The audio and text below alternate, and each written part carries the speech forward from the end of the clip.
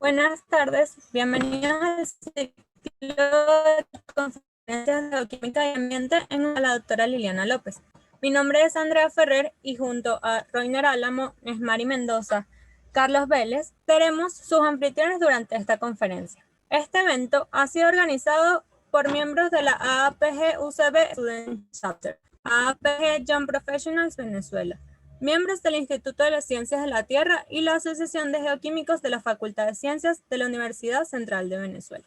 Y tienen el honor de realizarle a la profesora Liliana, este homenaje por su extensa y gran labor como profesional de la geociencia en nuestro país, resaltando su ánimo y esperanza en seguir transmitiendo su conocimiento a las generaciones futuras.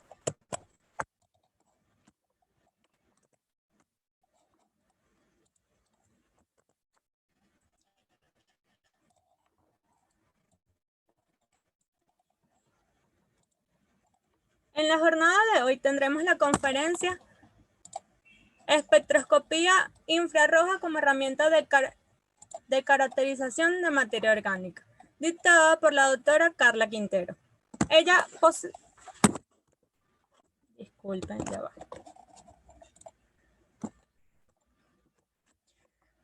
Dictada por la doctora Carla Quintero.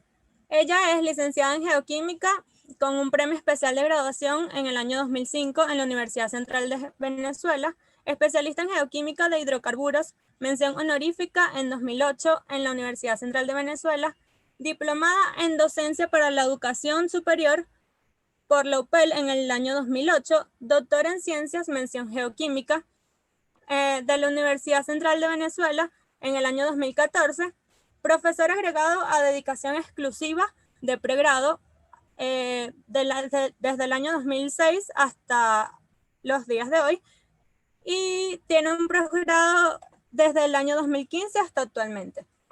Y es investigadora en el área de geoquímica del petróleo en el Instituto de Ciencias de la Tierra, de la Facultad de Ciencias UCB, desde el año 2009 hasta actualmente. Igualmente, es miembro suplente del Consejo Técnico del Instituto de Ciencias de la Tierra desde el año 2016 hasta el año 2019, jefa del Centro de Geoquímica desde el año 2015 hasta el año 2019, coordinadora docente de Química desde el año 2015 hasta el año 2018 y Geoquímica desde el año 2011 hasta el año 2014 de la licenciatura en Geoquímica. Ha dirigido 7 trabajos especiales de grado, un trabajo de grado de maestría, 4 trabajos de pasantías y 3 servicios comunitarios. Igualmente es responsable de 2 proyectos de investigación individuales y participe como co-investigador en 3 proyectos de grupo.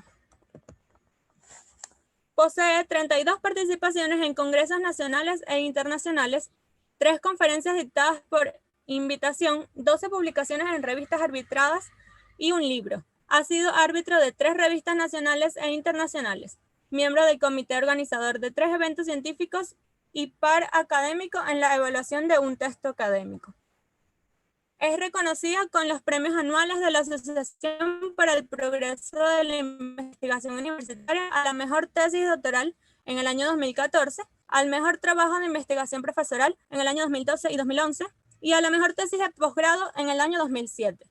Premio Mérito Estudiantil, mención rendimiento académico en el año 2002, 2003, 2004 y 2005, al igual que investigador en el programa de estímulo al investigador e innovador.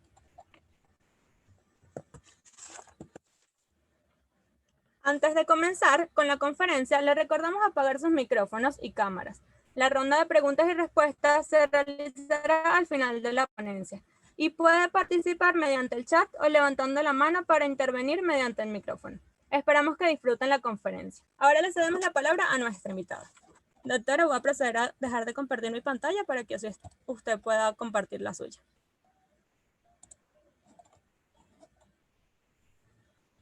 Listo.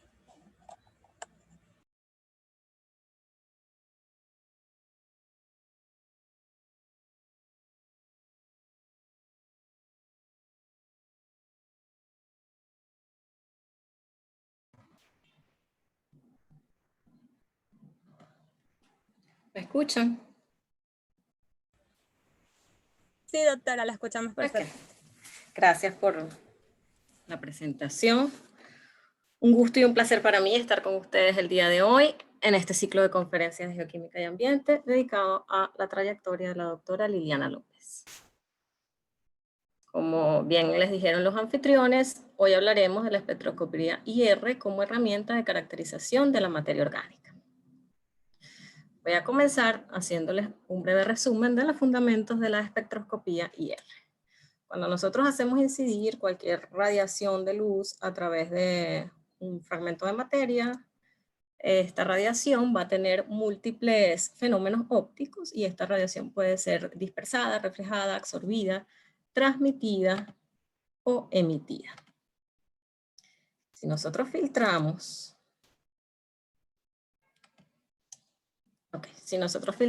de acuerdo a la longitud de onda o al tipo de radiación específica, aquella que se encuentra entre los 10 a la menos 3 o 10 a la menos 7, entre los 10 a la menos 3 y 10 a la menos 7 metros, nos concentramos en la longitud de onda de tipo infrarrojo. Los rayos infrarrojos fueron descubiertos en el año 1800 por William Herschel, quien se encargó de dispersar la luz del sol a través de un prisma y colocó termómetros a lo largo de todo el espectro visible como medida para medir la temperatura de cada uno de los colores que daba el espectro visible. Se da cuenta que más allá del rojo, él puede todavía hacer una detección y él publica su investigación llamando el poder calorífico de los rayos coloreados. Esos rayos coloreados serían los que posteriormente se conocerían como los rayos infrarrojos o la radiación infrarroja. Acá está una línea de longitud de onda específica hacia la radiación infrarrojo. Siempre vamos a tener el visible en un lado y la microondas hacia el otro lado. Perdón, el UV y no sé, el visible y la microondas, perfectamente. Y entonces la radiación infrarroja la podemos dividir de acuerdo a su cercanía con el visible en infrarrojo cercano, el que más está pegadito hacia el lado visible, infrarrojo medio e infrarrojo lejano. Acá está simplemente para que nos demos cuenta de las características de cada uno de ellos, diferenciados en cuanto a su longitud de onda, su número de onda y su transición característica. Nos vamos a concentrar en el infrarrojo medio y ya veremos por qué. ¿Qué es lo que sucede cuando nosotros decimos vamos a hacer uso del infrarrojo para estudiar algún tipo de molécula? Nosotros vamos a tener una muestra y esa muestra va a estar compuesta por n cantidad de moléculas, esas moléculas a su vez unidas por átomos a través de enlaces. Y esos enlaces tienen una vibración natural o un estado de vibración natural. Cuando hacemos incidir una radiación, una frecuencia de radiación infrarroja, y la compaginamos con esa frecuencia de vibración o rotación natural de la molécula, exactamente en el momento en el que ambas vibraciones o ambas frecuencias se igualen, nosotros vamos a producir un efecto proporcional entre la absorción IR y el momento dipolar de la molécula. ¿Ya empezó? Entonces, lo que va a producir es que la molécula va a vibrar o a rotar en un momento superior al original o al que ella tiene en estado natural. Ese efecto producido por la radiación infrarroja va a generar un cambio neto en el momento dipolar que vamos a poder medir, cuantificar. Y esos cambios netos los vamos a ubicar o van a estar ubicados en el infrarrojo medio. Y por eso es que les decía, nos concentramos en el estudio del infrarrojo medio. Posteriormente, cuando la radiación cesa, o sea, volvemos al estado de naturalidad de la molécula o el grupo de moléculas que conforman la muestra. Este es el principio que se lleva a cabo. Y este principio lo podemos hacer para cualquier tipo de material. No necesariamente, o sea, es el fundamento de la técnica. Las primeras mediciones que se hicieron en el infrarrojo se hicieron a través de equipos que se denominaron dispersivos. Estos equipos constaban de una fuente de radiación y en esa fuente de radiación se dirigía a través de una serie de espejos. Estas líneas negras que ustedes ven a lo largo de todo el esquema significan espejos, ¿ok? La luz o la radiación se dirigía a través de esos espejos, una hacia la muestra, otra hacia la referencia. Posteriormente, un divisor de haces se encargaba de hacer pasar o no la radiación de la muestra o de la referencia. Iba hacia un monocromador que filtraba la radiación IR y posteriormente era detectada. De esta manera, los espectros generados en el IR nos daban información acerca de esos tipos de enlace o esas vibraciones de grupos funcionales. ¿Okay? Y nosotros podíamos entonces describir moléculas o muestras a través de los grupos funcionales presentes desde el punto de vista cualitativo. El infrarrojo no era una técnica espectroscópica que nos apoyaba para la elucidación de estructuras, pero el infrarrojo no iba a determinar la estructura química de un compuesto, ni la concentración. Y esto no lo hacía porque seguir la ley de Beer, como ustedes lo hacen con otras técnicas espectroscópicas, no es tan simple en el infrarrojo. Posteriormente, bueno, paralelamente, mucho más atrás, se desarrolló un dispositivo, un aparato, un equipo que se denominó el interferómetro de Michelton y Morley. El interferómetro de Michelton y Morley se lo construyeron tratando de determinar, fíjense el año que les estoy colocando, 1887, estaban tratando de determinar la velocidad, qué había, y lo denominaban éter lumínico, qué había más allá de nuestra atmósfera. O sea, cómo rotaba, cómo se movía la Tierra como cuerpo más en el espacio. O sea, qué había en el espacio, donde ya no había aire. Y eso lo denominaban para la época éter lumínico. Entonces, tratando de medir qué había allí, construyeron este diseño que tenía una fuente y unos espejos que producían radiación perpendiculares entre sí. La distribución constaba de un espejo que iba a tener movilidad y un espejo que iba a ser fijo. De esta manera tendríamos una frecuencia y una onda fija y un cúmulo, un grupo de ondas de frecuencia variable. ¿Sí? Ellas iban a llegar juntas a un detector y esto daba pie a un fenómeno denominado posteriormente interferometría. Como dato curioso, todo el diseño del interferómetro lo que hizo fue servir de base para determinar la velocidad de la luz y a su vez esto sirvió posteriormente para la teoría de relatividad de Albert Einstein. Este diseño se usa posteriormente para pasar de un esquema de equipos dispersivos en donde nosotros teníamos fuente, muestra, referencia, monocromador y detector y los espejos, ahora para tener un equipo en donde ya no íbamos a tener el monocromador y le colocábamos algo denominado interferómetro de Michelton, que seguía el principio que les decía de la lámina anterior. Esto ocurre finales de los años 70, principios de los años 80. Este equipo reemplaza completamente al anterior y nos lleva a través de la interferometría a dar una mirada, o es la mirada que permite hoy en día hacer esta presentación. Una mirada un poco más allá de la cualificación del infrarrojo. El equipo de infrarrojo con transformadas de Fourier, entonces, básicamente consta de una fuente, que es esta pelotita, está representada por esta pelotita acá. Fíjense que la cantidad de espejos, igual como estas líneas negras, son menores al esquema anterior. El haz va dirigido de la fuente directamente hacia el interferómetro de Michelton. Aquí entonces vamos a tener, como les expliqué en la lámina pasada, un espejo móvil y un espejo fijo. La frecuencia y la onda del espejo fijo va a ser constante. Y la onda o las características de la onda que definen la onda del espejo móvil van a variar en función de la distancia que se pueda mover este espejo.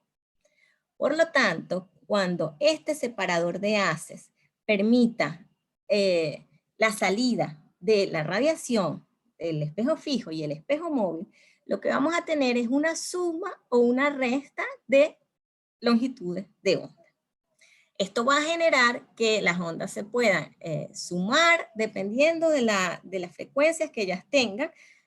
Si tienen la misma frecuencia, vamos a duplicarla. Si tienen media frecuencia, vamos a sumar solo la media frecuencia. Si tienen frecuencia inversa, vamos a anular. Y entonces vamos a hacer una suma o una contribución básicamente al instante, o sea, muy rápida, de todas las ondas que me está generando el interferómetro en muy poco tiempo. Adicionalmente cuenta con un láser que sigue toda la ruta de la radiación y sirve como modo de calibrar. Luego de que salen todas las frecuencias de longitud de onda de infrarrojo, del interferómetro pasan entonces a la muestra. Fíjense que ahora aquí, ¿qué voy a tener? Todas las ondas constructivas, todas las ondas que se sumaron después del paso del interferómetro de Mitchelton son las que van a pasar directamente a la muestra. Al mismo tiempo, es como hacer múltiples barridos de múltiples ondas al mismo tiempo.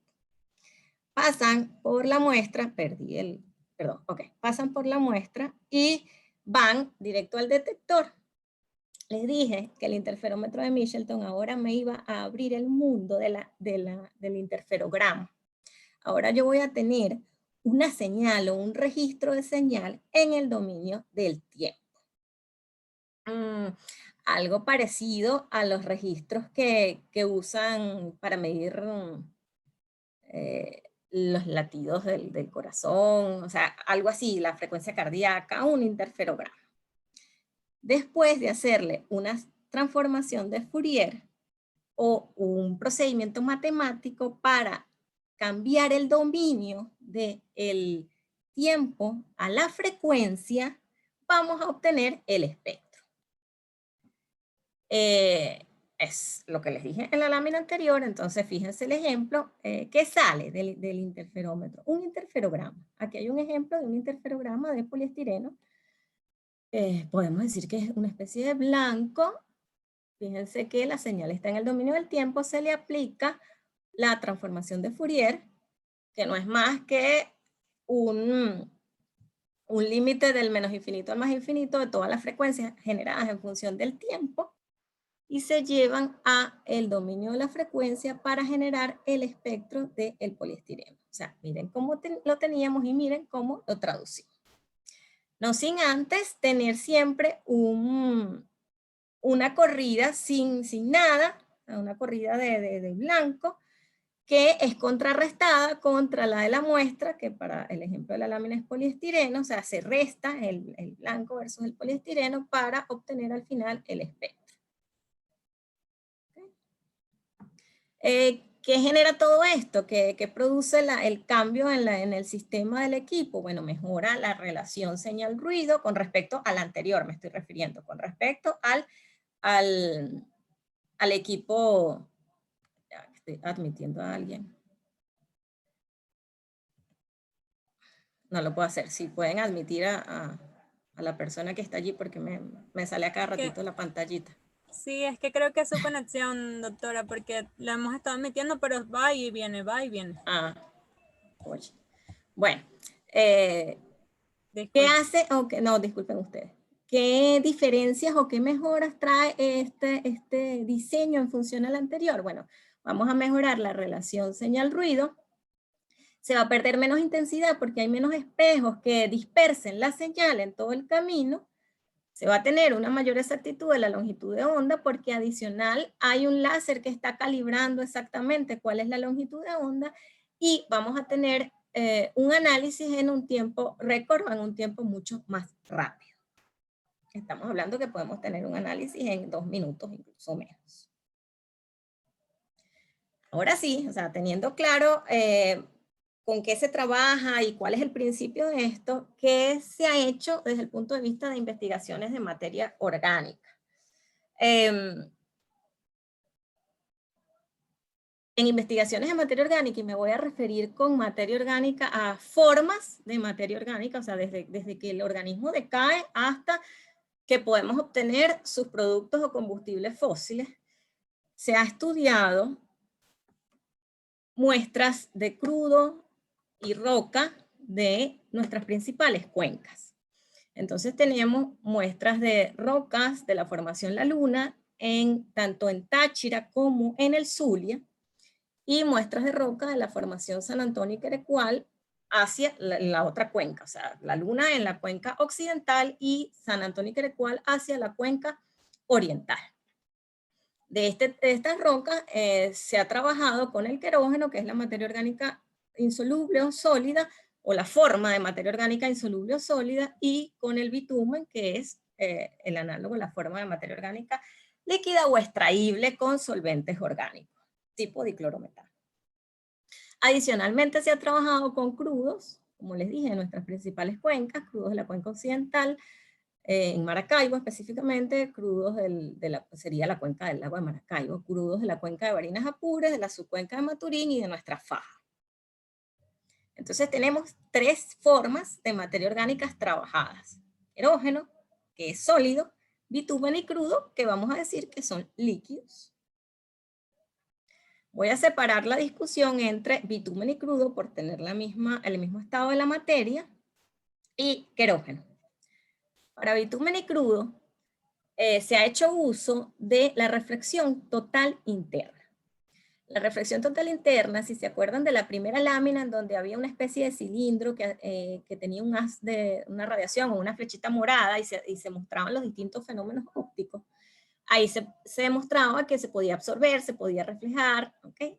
En reflexión total interna vamos a hacer uso del siguiente principio. Vamos a tener un portamuestra que contiene un elemento de reflexión interna, que es el que está acá en la gráfica en gris, ¿ok? Este elemento es un cristal que va a tener un índice de refracción extremadamente alto, para que garantizar que siempre sea más alto que el de la muestra que vamos a trabajar. Entonces, la radiación infrarrojo incide dentro del cristal a un ángulo que se produzca la reflexión total dentro del cristal y que no se escape la onda radiada. Ese ángulo es el que está acá, y fíjense cómo entonces, si seguimos la línea azul, se está reflejando completamente dentro de la estructura del cristal.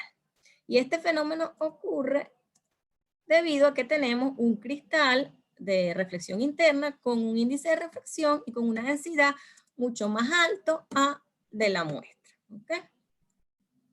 Sin embargo, en la interfaz entre ese cristal y la muestra se va a producir un fenómeno derivado de la presencia de una onda evanescente. El 100% de la onda que ingresa no es reflejado, sino que se produce una onda evanescente mucho más débil que la onda incidente inicial, que interactúa con el límite de la muestra que está colocada sobre el cristal. ¿Okay? La penetración que va a tener esa onda evanescente tiene unas características, va a depender del ángulo con el que se incida la radiación, y va a depender del tipo de cristal. O sea, podemos jugar con esos diámetros de penetración de la onda evanescente, pero el fenómeno que se va a llevar a cabo es la interacción de la onda evanescente con la muestra. ¿Okay? Así, vamos a tener entonces, o hemos tenido espectros como el que está mostrado en pantalla, es similar para bitumen y crudo, el mostrado es para crudos, en donde se pueden identificar las regiones con cada uno de los movimientos llevados a cabo de los grupos funcionales presentes. Fíjense que cuando nosotros trabajamos con muestras puras, nosotros podemos identificar de acuerdo a la altura o al área, la zona de cada uno de esos grupos funcionales y podemos dar indicios de estructura, podemos hacer una serie de cálculos, pero en este caso nosotros estamos trabajando con muestras de materia o de tipos o formas de materia orgánica. Aquí hay que tener siempre claro que no vamos a llegar, pero es que ni cerca, a pensar en un tipo de estructura o a proponer un tipo de estructura. Podemos hablar de características y siempre vamos a recordar que cuando nosotros trabajamos con materia orgánica no existe una estructura definida para ninguna de sus formas. Entonces nosotros cuantificamos áreas o regiones a sabiendas de que se pueden aplicar procesos de deconvolución a cada una de esas bandas que pueden limpiar un poco más cada una de las señales o contribuciones de señales en esas bandas. Sin embargo, nos interesa tener el valor completo de la zona, o sea, de la zona completa. O sea, aquí estamos sumando varias contribuciones. Descritas las áreas o las zonas, se procede, o sea, eso lleva todo un desarrollo experimental y un procedimiento en donde se cuantifica el valor del área bajo cada curva y se asigna a su respectivo señal de máximo de frecuencia. ¿Okay? ¿Qué hacemos luego? Luego calculamos una serie de índices que nos van a describir o nos van a dar indicios de características de esa materia orgánica. Índices que nos describen el material en términos de sus grupos alifáticos, que son estos que están acá resaltados en verde, de grupos funcionales con carbono doble oxígeno y azufre con doble enlace oxígeno, y de la aromaticidad de la forma o de la muestra que estamos trabajando. Muchos de ellos el nombre dice qué información reflejan, pero estos dos, los nombres son un poquito extraños y no dan al principio a qué se refieren. Bueno, cuando decimos un índice de sustitución 1, se está refiriendo a los hidrógenos que están aislados en estructuras aromáticas, es decir, hidrógenos que tienen un ambiente químico único dentro de una estructura aromática. Si esto es así, se refiere a hidrógenos que están en estructuras de aromáticos policondensados para que esta condición se cumpla. Y en el índice de sustitución 2 hablan de hidrógenos, bien sea 2 o 3 hidrógenos que estén adyacentes y que tengan un mismo ambiente químico comparado con el total de hidrógenos aromáticos. Entonces el índice de sustitución 2 me habla de unas estructuras que pueden tener aromáticos con puentes alifáticos y unas estructuras no tan policondensadas que las referidas con la señal de frecuencia 864, que son los hidrógenos aislados. Bien. Les describí el procedimiento en conjunto porque les dije inicialmente que era la misma forma de materia, o sea, estamos trabajando con un líquido.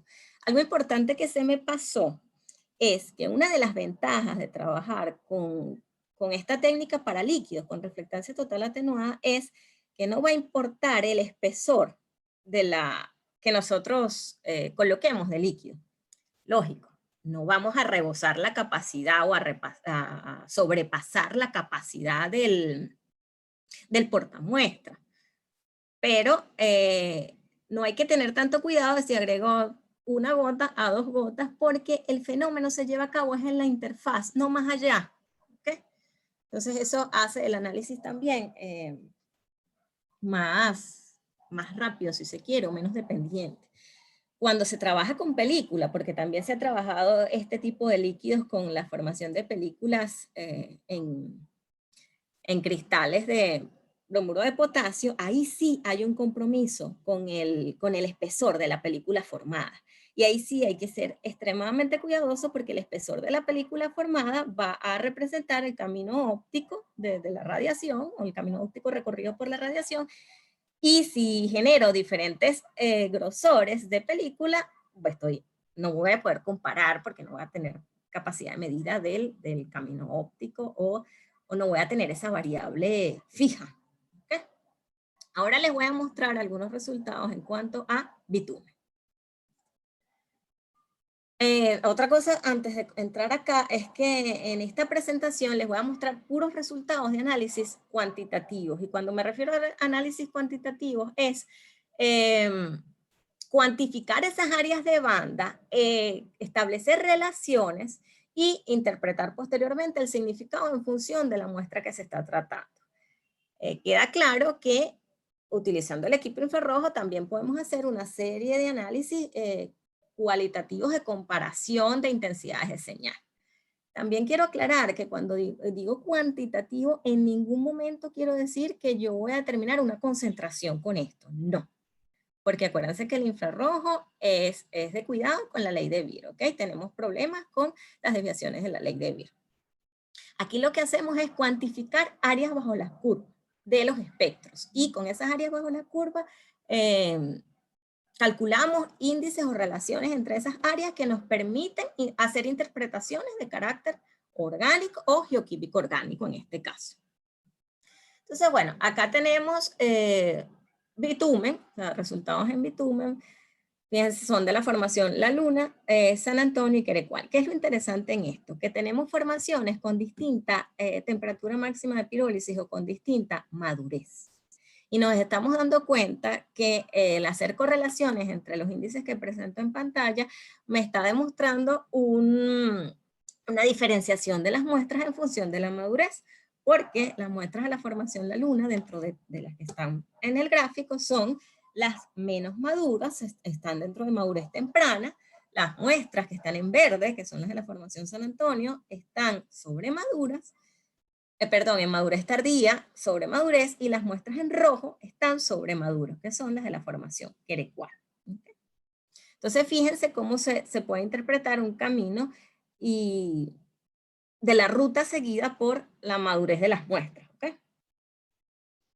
Acá está, en términos de hidrocarburos alifáticos y ramificados, también nosotros podemos discernir esa misma trayectoria o ese mismo camino hacia la madurez o la evolución térmica de ese bitumen en función de las muestras más maduras, menos maduras, madurez tardía y sobremadurez. ¿Okay? En este caso correlacionando índices de aromaticidad con alifaticidad y ramificación.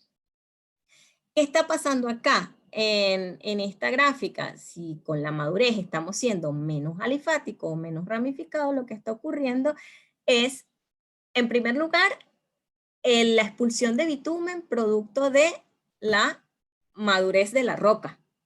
Y la expulsión de bitumen favorecida hacia los grupos menos polares, porque los grupos polares sienten una retención por la roca. Ojo, no los extremos, o sea, migran todos, pero en menor proporción, y de acuerdo a la migración, los grupos polares pueden sentir interacciones débiles o de tipo Van der Waals con minerales del grupo de las arcillas o con otro tipo de minerales que tengan cargas o deficiencias de cargas en su estructura o en sus bordes, para entonces retener o interactuar un poco más. Es como una cromatografía. Retener un poquito más a los grupos polares, mientras que los no polares no sienten esta atracción y pueden migrar más rápido. Adicionalmente está el fenómeno de que si la muestra está más madura, el bitumen que acompaña a esa roca sigue aumentando temperatura y se va a seguir craqueando.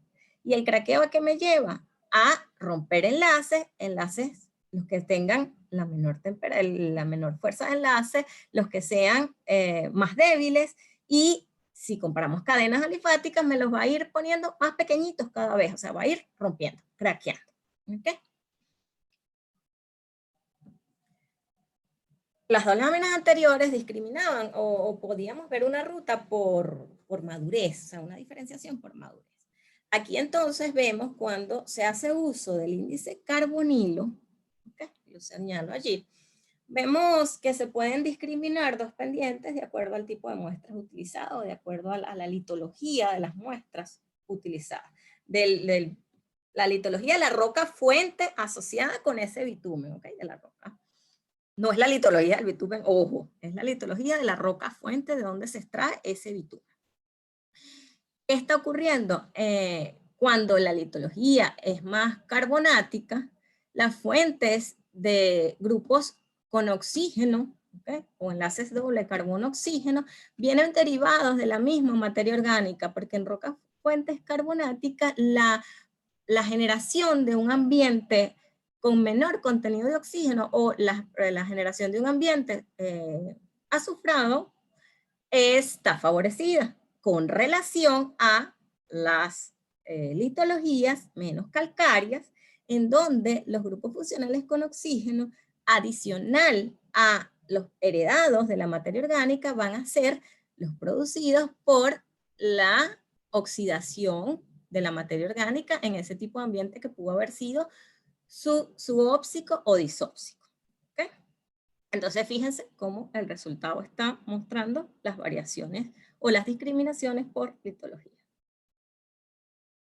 Cuando hablamos de crudos, acá se comparan crudos en función de su gravedad API. Fíjense, en el eje de las X siempre tenemos la gravedad API y estamos corroborando cada uno o correlacionando cada uno de los índices en función de su gravedad API. Y vean las correlaciones obtenidas, vemos cómo entonces podríamos llegar inclusive en algún momento a predecir la gravedad API de un crudo a partir del cálculo de los índices utilizados. Acá está la relación entre el índice de aromaticidad y alifaticidad para igual correlacionarlo con la gravedad API, y fíjense esta comparación del índice de longitud de cadenas, sobre aromaticidad y la gravedad API propia. Denme un segundo. Perdón. Y la gravedad API del crudo. Fíjense cómo correlaciona, la línea roja es la gravedad API y la línea azul es, o los puntos rojos son los de la gravedad API y los puntos azules son los obtenidos al calcular el índice o la relación entre el índice de longitud de cadenas y el índice de aromaticidad. Entonces aquí hablamos de una mira, de una visión hacia la predicción de la gravedad API a partir del análisis. Acá no lo dije, los errores para este gráfico son menores al 5%. También, fíjense cómo si correlacionamos el índice de alifaticidad con el índice de longitud de cadenas, podemos discriminar crudos que no tienen el mismo origen, ¿okay? No están asociados genéticamente, pero los estamos agrupando en función de las características de sus cadenas.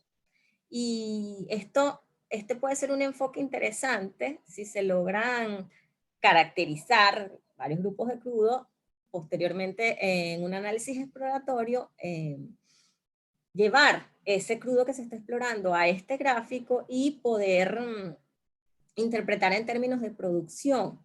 Por ejemplo, si tengo crudos que precipitan en afalteno y los tengo caracterizados dentro de este gráfico y estoy explorando, y el crudo obtenido o el crudo que estoy trabajando cae dentro del área de los crudos que tienen la longitud de cadena para en algún momento de la producción precipitar afalteno, ya podría entonces tomar medidas para evitarlo. ¿Okay? Tomar medidas desde el punto de vista de recuperación o de producción para evitar la precipitación. Esta es la visión que le tengo a este gráfico. Ok. Vamos entonces ahora a la parte de interpretación del querógeno. El querógeno, entonces, ya no estamos trabajando con un líquido, sino que vamos a trabajar con un sólido. Aquí se hace uso de otro tipo de técnica también aplicada en el infrarrojo, y esta es la reflexión difusa. En este caso, el querógeno, el sólido, va a ser disgregado en partículas muy finas, ¿ok? En tamaños de grano muy finos. Y va a ser mezclado con una base de bromuro de potasio en proporciones establecidas y definidas, y al final se genera un polvo muy fino. Ese polvo es lo que va a interactuar o tener la incidencia o el efecto de la radiación infrarroja. ¿Qué va a pasar? Este haz incidente va a tener un fenómeno óptico con cada pelotita, y con la pelotita lo que quiero ejemplificar es un grano. Y ese grano puede ser tanto de la matriz, que como les dije es bromuro de potasio, como de la muestra, que para lo que estamos tratando es el querógeno. ¿Okay? Y de esa interacción va a generarse una absorción, una reflexión, o sea, todos los fenómenos ópticos también. Adicionalmente, hay un componente que es especular y ese componente puede filtrarse. O sea, ese componente se filtra, no es que puede, ese componente se filtra para que después no interfiera con el resultado. Lo que se va a sumar al final es el componente difuso. Ese componente difuso va a ser imposible determinarle el camino óptico, o sea, no vamos a poder determinar cuál es el camino óptico que llevó la radiación. ¿Por qué?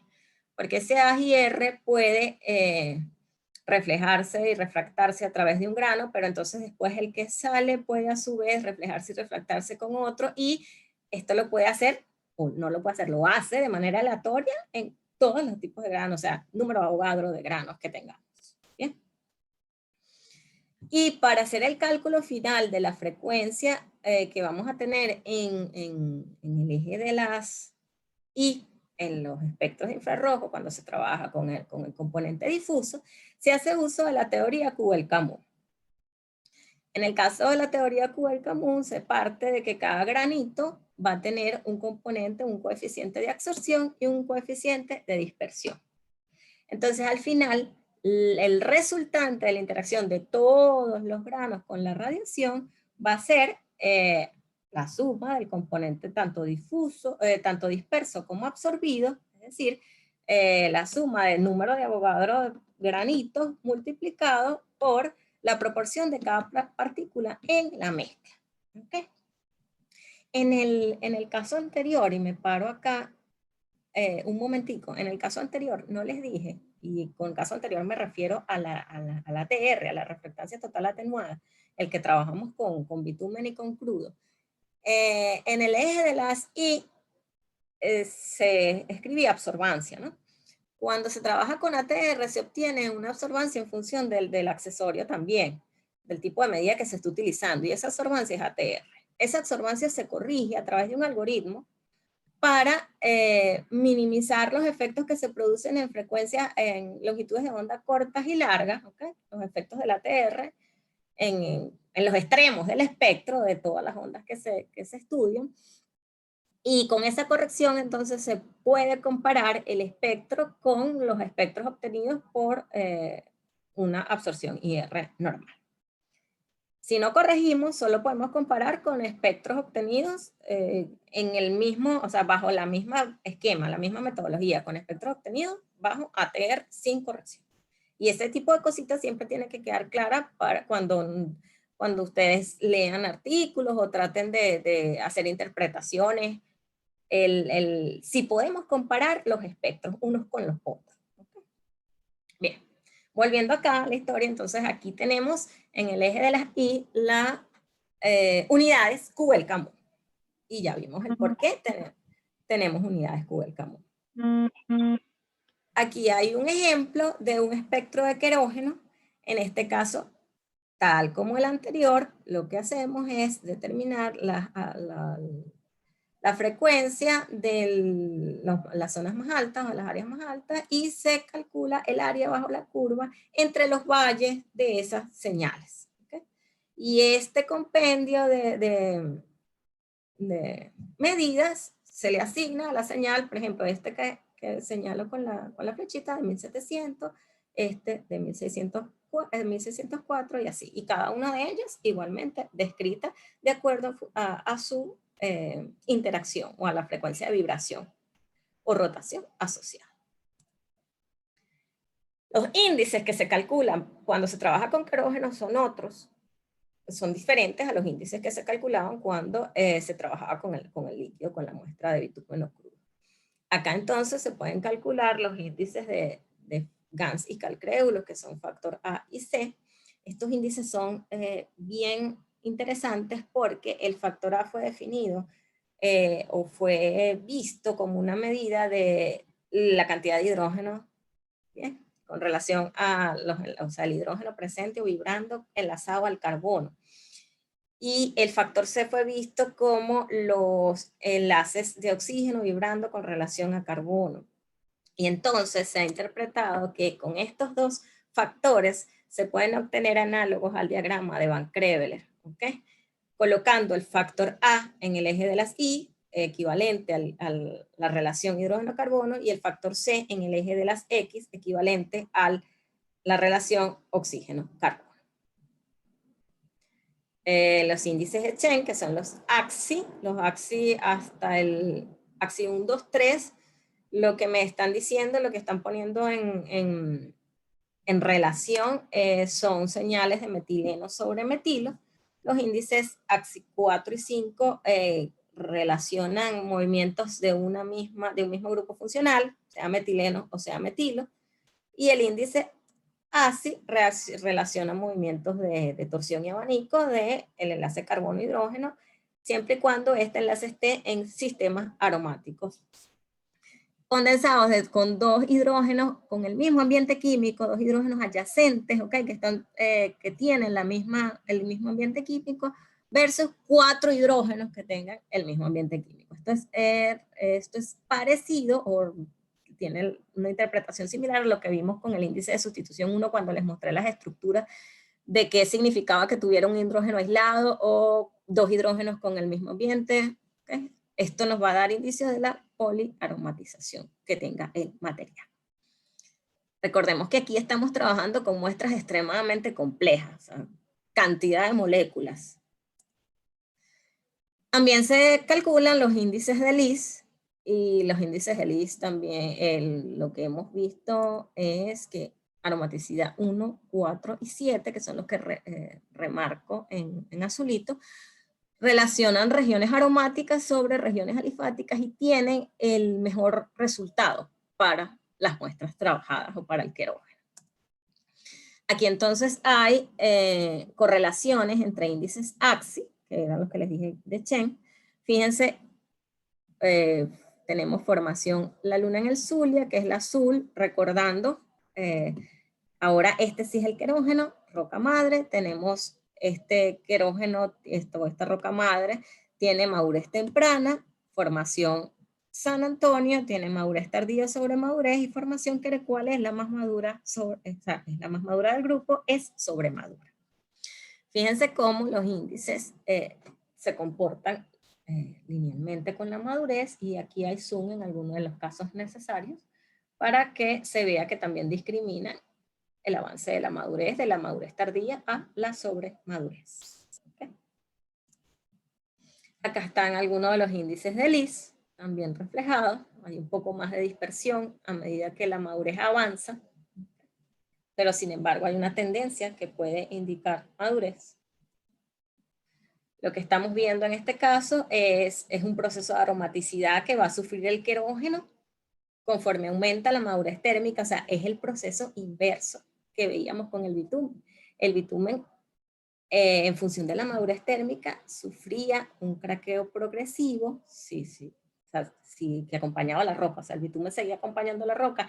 El que no podía migrar, lo que iba a hacer era craquearse hasta generar ese metano termogénico, o sea, hasta generar moléculas cada vez más pequeñitas.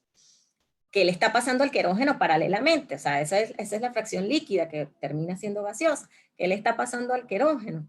A la fracción sólida en esa roca que está subiendo la temperatura. Bueno, se está haciendo cada vez más aromático, se está policondensando cada vez más y más, y lo que está produciendo es una estructura organizada, tratar de ser una estructura organizada parecida a lo que sería un material grafitoso o un grafito, sin llegar a serlo.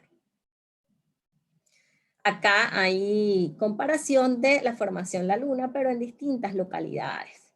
Hay formación La Luna en el Zulia y hay formación La Luna en el Táchira. También estamos evaluando la ventana del petróleo. Hay formación, la del Zulia está en madurez temprana y la del Táchira está tanto madura como sobremadura. Aquí se correlacionó el factor A y el factor C, que les indiqué que era de gas y calcreo.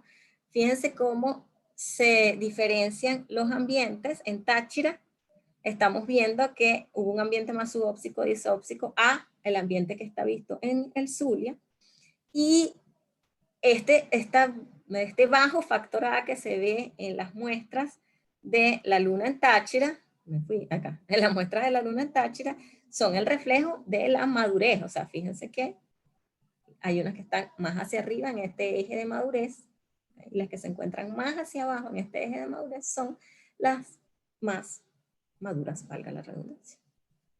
Igualmente, cuando correlacionamos los índices de Chen, estamos viendo la diferenciación en la longitud de cadenas producto de este querógeno residual. O sea, a medida que el querógeno se va haciendo más maduro, que es el que está más en el borde del gráfico, ¿okay? Es el de la luna en Táchira, el que está sobre maduro, se va haciendo mucho más aromático y en el sentido de la flecha las cadenas alifáticas son más largas. Adicionalmente, aquí hay una correlación de un índice de Lis con un índice de alifaticidad propuesto que se ha denominado A2. Y el número 2 es derivado de que estos estudios se han hecho solo con querógenos tipo 2 y son querógenos de Venezuela, pues de querógenos de la luna y en distintas localidades. Fíjense que este índice lo que está correlacionando son las áreas bajo la curva de estas señales o frecuencias y las áreas bajo la curva del grupo de señales entre 700 y 900. Esto nos hace el cálculo bien, a nosotros nos facilita el cálculo porque esta región de 700 y 900 en querógenos se nos hace extremadamente complejo a veces discriminarla, ¿okay? sin optar a la deconvolución. Y vemos cómo se sigue la ruta de la madurez. Okay. Adicionalmente, también se ha tratado de integrar, o sea, no ver cada forma de manera aislada, sino que se ha tratado de integrar la información de todas las formas de materia orgánica y es lo que se llama correlación de distintas formas. Fíjense, aquí están graficados todos los querógenos con todos los bitúmenes en un mismo, las escalas cambian en un mismo gráfico. Acá está el bitumen y aquí está el querógeno y ahí el zoom del querógeno. Y lo que estamos viendo acá es la variación de la complejidad estructural cuando pasamos de querógeno hacia bitumen. Vamos el bitumen mucho menos complejo estructuralmente a un querógeno mucho más aromático y acomplejado, complejo estructuralmente hablando. Acá se correlacionan crudos con bitúmenes y fíjense que lo que se observa es una variación dependiente entre los bitúmenes y los crudos. Y en este caso se ha adjudicado a la polaridad de las fracciones Sara que constituyen a los bitúmenes y crudos. ¿Qué está pasando? El bitumen no ha sufrido migración secundaria, él ha estado migrando de primaria en su roca fuente, pero el crudo sí ha pasado por una migración secundaria y entonces ha visto mermado esa distribución o proporción de componentes o de fracciones Sara. Y esta merma es en función a la polaridad que les comenté hace un rato, lo que se conoce como cromatografía natural. Finalmente, y para cerrar, entonces puedo decirlo que hasta el momento se ha establecido metodologías de análisis para estudiar distintas formas de materia orgánica, vistas acá en la presentación como crudo, bitumen y querógeno. Se han usado índices propuestos en la literatura para caracterizar estructuras aromáticas, alifáticas y grupos funcionales, y estos índices permiten discriminar las muestras en función de características o variables útiles en geoquímica orgánica, que son las fases de sedimentación y la madurez térmica. Se ha propuesto también el uso de un nuevo índice, que es el índice de aromaticidad 2, como medida del avance de la madurez de querógenos en querógenos específicos del grupo del tipo 2.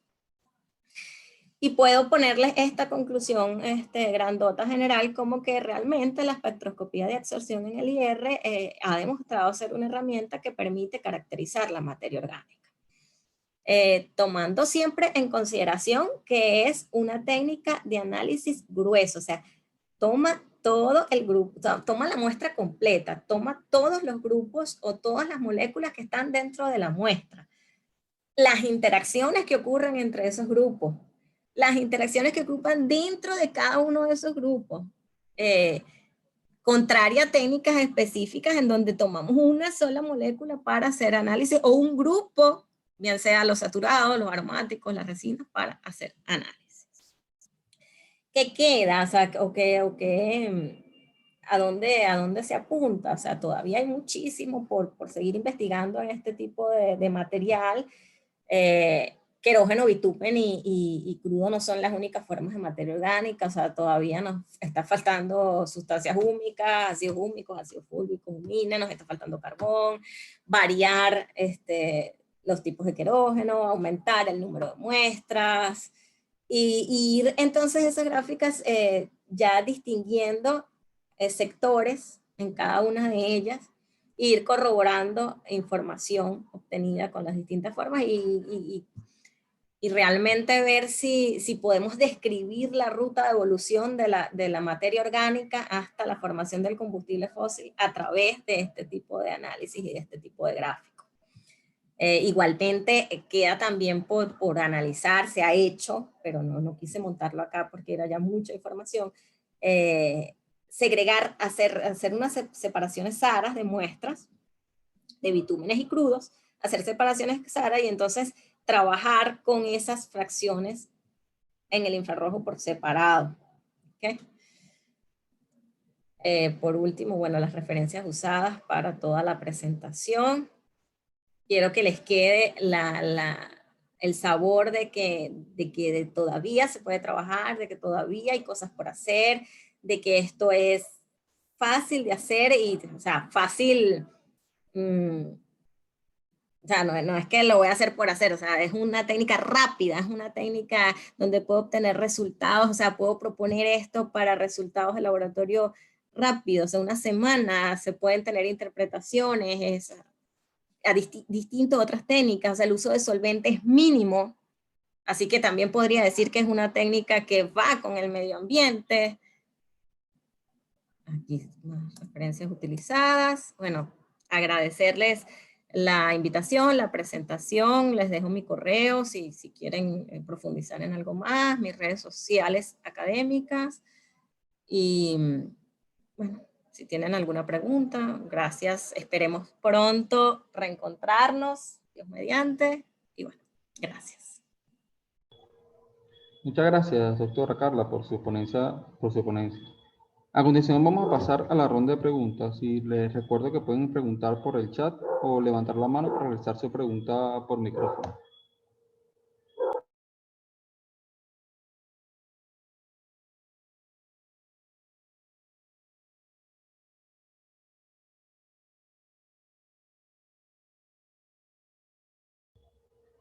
Elías Kasadji pregunta, gracias por la excelente presentación, Carla, pregunta. ¿Por qué se utiliza el querógeno pulverizado y no una extracción de la roca madre para tratarlo como bitumen para efectos de comparación? Y la segunda pregunta es, en la determinación y caracterización de filtraciones de petróleo, uno de los principales problemas es la diferenciación de los compuestos de origen reciente de los compuestos de origen termogénico. ¿Cómo se puede aplicar esa técnica en esa dirección? ¿Podría utilizarse para detectar crudos migrados en muestras de sedimentos recientes? Voy con la primera. Se utiliza, o sea, si trabajamos con formas de materia orgánica, hola Andrés, primero, si se utilizan formas de materia orgánica como soluble o como líquido, extraemos de la roca madre el bitumen, ¿ok? Lo extraemos con solventes orgánicos como diclorometano. Y como sólido, en la roca madre vamos a tener el querógeno. El querógeno hay que separarlo de su fracción inorgánica o de la roca, el contenido rocoso. ¿Por qué no se hace la roca completa? Porque entonces vamos a estar sumando todo el componente de, o sea, toda la fracción inorgánica al análisis. O sea, necesitamos tener la fracción orgánica lo más pura posible. Espero con eso responder la primera. Ahora voy a volver a leer la segunda. Bueno, y comparamos, o sea, al tener ya el bitumen y el querógeno de una misma roca madre, que es lo que se ha hecho, podemos hacer la comparación de los efectos que se están generando. Y recordar que no es un sistema aislado. Si nosotros tomamos una roca madre en estado de sobremadurez, ahí hay una parte de la historia que hemos perdido, que es todo ese bitumen que ha migrado. Ajá. En la determinación y caracterización de filtraciones de petróleo, uno de los principales problemas es la diferenciación de los compuestos de origen reciente de los compuestos de origen termogénico. ¿Cómo se puede aplicar esta técnica en esta dirección? Podría utilizarse para detectar crudos migrados en muestras de sedimentos recientes. Si los crudos tienen origen diferente, o sea, como evidentemente van a tener un crudo reciente de un crudo termogénico, deberían diferenciarse desde el punto de vista de tipo de cadenas, desde el punto de vista de los índices de aromaticidad. No van a tener la misma madurez y podrían perfectamente diferenciarse. ¿Okay? Así que sí podría utilizarse esta técnica. Okay, ¿Sigo leyendo yo a ustedes? No, yo les comento la pregunta. Gracias. Jasmine Guzmán les dice, gracias profe, excelente presentación, un abrazo. Amén por un reencuentro pronto entre todos los que estamos regados por el mundo. Carlos Bonilla le pregunta, ¿cómo es el futuro del análisis del carbono orgánico por medio de espectroscopía? Amén, amén, amén, Yahweh. Hola, Carlos. Bueno, el futuro. Yo lo veo muy esperanzador. O sea, si vamos a nivel mundial, hay referencias recientes de estudios de carbono orgánico con espectroscopía, y no solo con espectroscopía infrarrojo, con mezclas de análisis. O sea, hay mucha información al respecto. Y esto va a una velocidad vertiginosa. Si vamos a nivel local, en Venezuela tenemos los equipos, tenemos las muestras, o sea, tenemos el recurso para hacerlo. O sea, tenemos un país próspero en carbono orgánico, así que tenemos ustedes, todos los estudiantes, las ganas, podría decirles yo para hacer los análisis. Así que es una línea que hay que continuar y seguir investigando. Okay. Manuel Vázquez le dice, muchas gracias profesora Carla, muchos saludos y felicidades por su ponencia. Estos métodos pueden servir para determinar, no sé qué significa esa signa. Hidrocarburos aromáticos policíclicos. Y algunos contaminantes en sedimentos. Infrarrojo sirve para todo tipo de muestras, o sea, porque la técnica no está pegada a la materia orgánica. O sea, es una técnica de caracterización espectroscópica. Lo interesante cuando se trabaja con muestras complejas, un sedimento que no, o sea, no tengo exactamente la litología, el mineral que se está trabajando, o sea, la mezcla de minerales, la litología, es seguir o establecer la técnica para el análisis. Primero, ¿cómo lo voy a analizar? O sea, es necesario hacer una pastilla, que es la técnica de infrarrojo que ustedes deben haber visto en instrumental, o sea, la clásica, generar una pastilla de IR, o puedo irme a otro tipo de técnica, que son las que yo les he mostrado acá. Puedo hacer uso del RTA, puedo hacer uso de la reflexión difusa, del especular, que es otra técnica.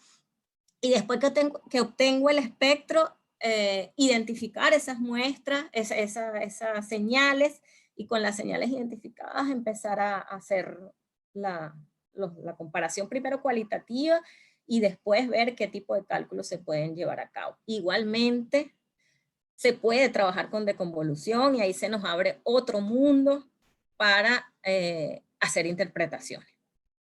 Entonces, definitivamente, sí. Manuel Moreira le manda a decir, Carlita, gusto saludarte, gracias por esa buena clase. ¿Cómo podríamos saber o cuantificar el carbono primordial en el que le dio origen a ese crudo? Porque cuando analizamos el carbono orgánico total es lo reciente, ¿cierto? Con esta técnica no vamos a poder cuantificar carbono. O sea, con la técnica de infrarrojo, o sea, cuando yo hablo de cuantificación, no hablo de determinación de concentración. Para determinar un carbono primordial, tengo que hacer un recálculo del COT medido reciente, y eso se hace por otra, o sea, medido en la roca, el actual, lo que se llama carbono orgánico total actual, y entonces se hace un recálculo, eso se mide hay al menos dos tipos de manera de medir el carbono orgánico total. Lo podemos hacer por LECO, lo podemos hacer a través de carbonato de calcio, y después se hace un recálculo, o sea, pero eso es otra historia. Con infrarrojos no vamos a determinar concentraciones ni cálculos de masa. Lo que vamos a obtener son espectros de todas las interacciones o todos los cambios en momentos dipolares que se llevaron a cabo cuando la radiación infrarrojo interaccionó con la muestra total. Muestra total que tiene más de 100 tipos de moléculas, ¿ok? Que tienen vibraciones, entre ellas vibraciones acopladas, que tienen enlaces entre ellas y fuerzas en ellas y fuerzas débiles entre ellas. O sea, estamos viendo un mundo complejo a través de un espectro y obtenemos relaciones de área para interpretar procesos o interpretar estructura. ¿Okay? Estructura, pero ojo, no es llegar a proponer una estructura, sino lo que les mostré en la presentación. Puedo hablar de un mayor grado de aromaticidad, un mayor grado de alifaticidad, cómo son esas cadenas. ¿Okay? Javier Salazar dice, felicitaciones por la presentación, profe, excelente como siempre. Cuando se realiza la caracterización de la fracción específica SARA, los índices de Lis y Chen pueden presentar diferencias con respecto a su determinación a través del análisis BOLT, y amén por ese encuentro. Sí, totalmente. Cuando se hace la separación SARA, o sea, ya cuando tenemos uno saturado, el índice de aromaticidad yo esperaría, o sea, no vamos a tener señales aromáticos si tenemos bien separados los hidrocarburos saturados. Entonces, vamos a tener un resultado completamente diferente. Ahora, ¿qué me llama a mí la atención? Hacer comparaciones de asfaltenos con querógenos. Recuérdense que hay literatura que dice que los asfaltenos son residuos o pedacitos del querógeno que han quedado de producto del craqueo, o sea, como pedacitos del querógeno que se rompen y pasan entonces a la fracción de asfalteno. O es, visto de otro punto de vista, lo más parecido al querógeno que queda dentro de la fracción líquida es el asfalteno. Entonces, hacer ese tipo de comparaciones del asfalteno con el querógeno, hacer comparaciones entre las resinas y los asfaltenos para tratar de ver qué podemos interpretar de esa interacción tan llamativa que hay entre las resinas y los asfaltenos, ver qué se puede interpretar si nosotros los aislamos y los analizamos por infrarrojo. Francis Betsavet les dice, excelente presentación, mil gracias por compartir tus conocimientos. Para el crudo los análisis fueron con los índices de Permanger o Lamontage. ¿Cuál es la diferencia entre estos índices? Sí, para los crudos los resultados son hechos en base a los índices de Permanger y Lamontage. La diferencia es el tipo de frecuencia que se utiliza para el cálculo. ¿Okay? Pero están ahí, los colocan en las referencias, ahí están en la literatura. O sea, simplemente así como se ha definido, como nosotros definimos aquí, el índice de alifaticidad para querógenos tipo 2, que establecimos cuáles eran las frecuencias a sumar o a hacer relación o a dividir, igual Permayer y Lamontage describieron cuáles eran cada uno de sus índices y así ha quedado registrado en la literatura. Raquel Barreto le dice, hola profe, muy buena su presentación, quería preguntarle qué tan factible sería analizar la fracción orgánica en aguas de formación, de lograr extraerse la suficiente cantidad, para caracterizarla y analizarla y posteriormente hacer comparaciones con crudos específicos. Totalmente factible, o sea, totalmente factible, y es lo que les comentaba, o sea, lo ideal sería poder tener todo un mapa de materia orgánica o de formas de materia orgánica desde su decaimiento hasta cada uno de los pasos que va para la formación final del combustible fósil y caracterizarla y analizarla por esta técnica y hacer las interpretaciones respectivas. Jesús Suárez le dice, profesora Carla, felicidades por la presentación, muchas gracias por compartirla. Quisiera preguntarle, ¿podría el análisis mediante infrarrojo y el establecimiento de los diversos índices ser un indicio o un apoyo para estimar el nivel de biodegradación de los crudos? Dentro del grupo de crudos que mostré en la presentación, hay crudos de la faja, crudos con nivel de biodegradación, y sí hay gráficos que los excluyen completamente. Todos los crudos biodegradados los excluye de los no biodegradados. Así que sí se podría. Ahora, dentro de la escala de biodegradación, diferenciarlos entre ellos, no hemos tenido la oportunidad de crudos con distintos niveles de biodegradación, ver cuál es su comportamiento, a ver si caen todos en el mismo grupo o en el mismo saco, o si se pueden ver diferenciaciones de acuerdo a su nivel de biodegradación. Yo esperaría que sí se pudieran ver, porque vamos a tener una contribución diferente de grupos funcionales con oxígeno a nivel que avanza la biodegradación, y una pérdida de grupos funcionales metil y metileno diferente a medida que avanza la biodegradación. Pero hay que ver qué tan específico logra hacer el análisis. De plano, lo que se tiene hasta ahora es que crudos biodegradados sí van a áreas diferentes en los gráficos de crudos no biodegradados.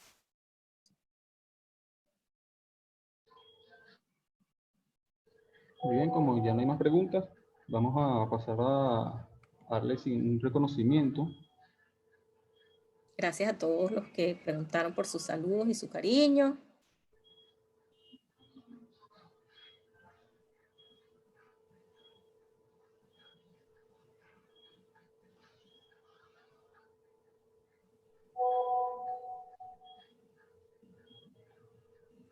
¿Se ve mi pantalla?